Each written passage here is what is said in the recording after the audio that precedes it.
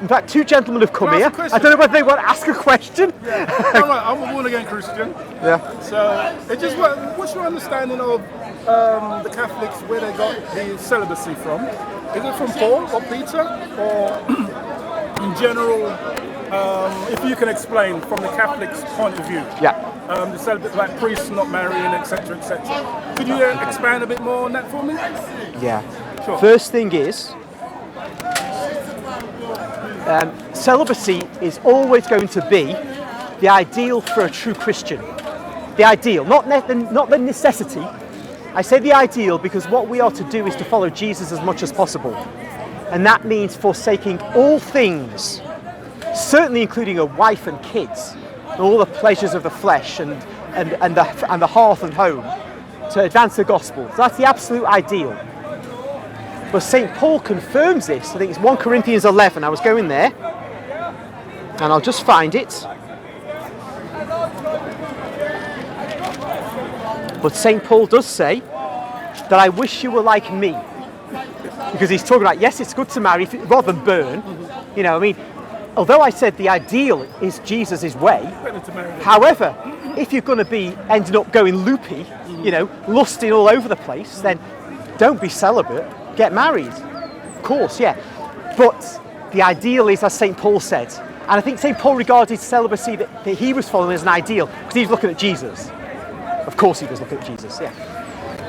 So there always would be, amongst the Christian faithful, a group of people, a number of people who would say, right, I'm renouncing marriage, I'm going to be celibate. Then the question is the priesthood, which is a kind of an additional linked issue here. The priesthood didn't require celibacy at first. We'd say, though, that all the various apostles were married. Peter was married. Just before you... Can I just say something? Yeah, that's what I refer to. Peter or Paul. Yeah, just before you got here, I was reading the passage where Jesus cures Peter's mother-in-law. So, obviously he's married. Exactly, that's what I'm referring to, yeah. But our tradition would say, I think it's probably practically the case, these guys, once they come to follow Jesus and once Pentecost had happened, they were going off into various parts of the world. They weren't leading normal family lives after that. Their wives may have been with them, but I don't think that that's necessarily the case. And I think that life was so tough that they were effectively going to be leading chaste lives. Anyway, one could be married anyway and be a bishop, because St. Paul said a bishop, a husband of one wife.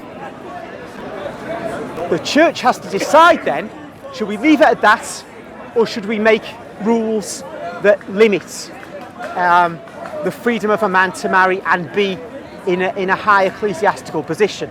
The Catholic Church decided, because it believes it has authority from God to decide these things, that celibacy was the right way to proceed for the priesthood and men and women in monastic life or the convent life as nuns.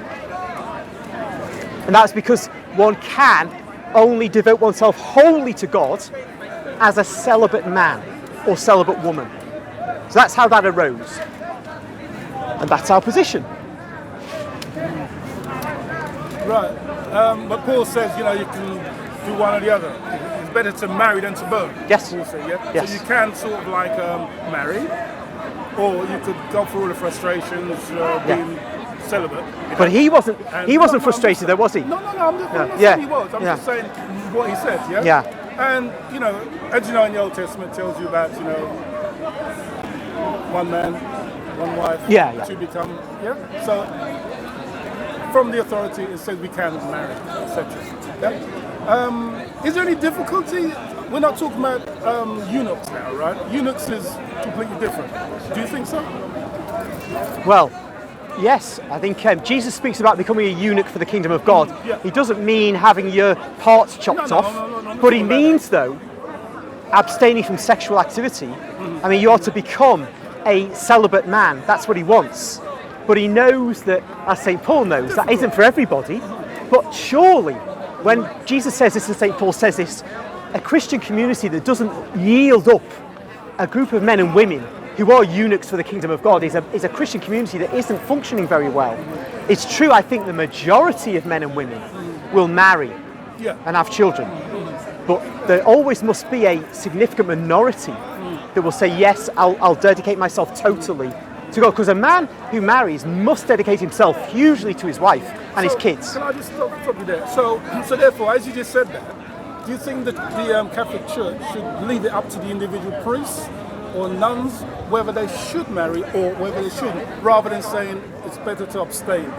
And do you think the Catholic Church, like the Pope, should give that option to them, rather than say it's better to stay away from it? As Paul said, it's better to stay away. Okay. Do you think the Catholic Church should say that, rather than have that as a... I don't know if it's a rule. It is a rule. It is a rule, yeah. Oh, so it is a rule. Right. So do you think they should take away that rule and give them the option to marry? Okay. That is my question. All right. To me, all this depends on the historical circumstances. Like, there may come a time when we do something stupid with the Russians and there's massive devastation. Then you might say, look, we need priests and we think they should marry because a man and a woman can be like a social security system for each other. They can, like, support each other. And in a kind of very, very difficult world situation, it might be appropriate to then not have the rule of celibacy for priests. In another circumstance, it might be appropriate. Here's what I think.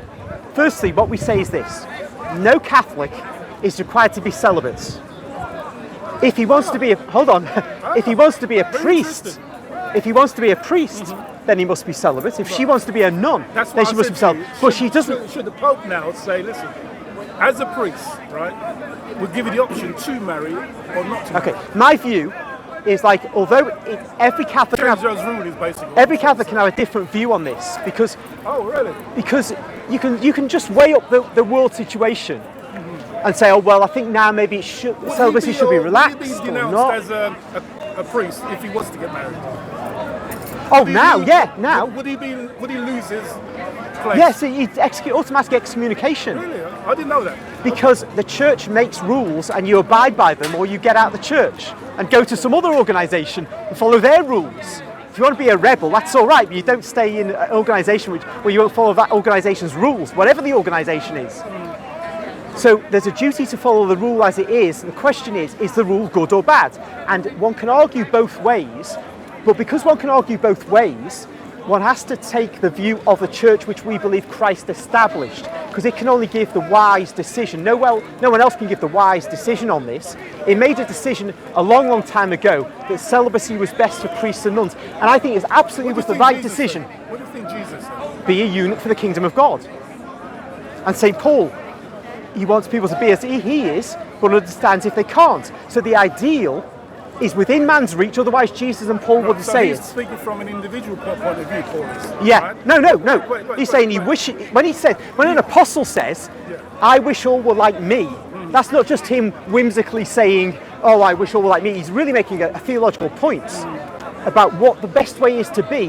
Now that means that there's always going to be a group of men and women who can do this and for whom it's best.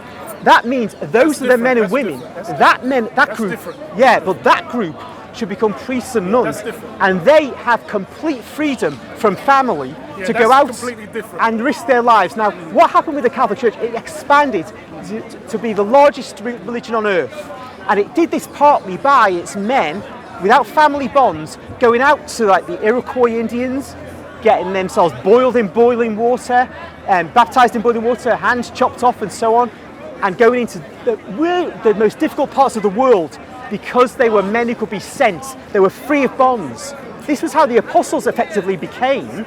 They went into the most difficult places and were mostly killed. Okay, can I just say, right, all right, I'll finish it. Married man can't do that. Thank you for your... My brother's got a question for you. That's all right, I know he's bound to, he always does. But thank you for that. Yeah. Because I share different views, but, Yeah, thank you. that's all right.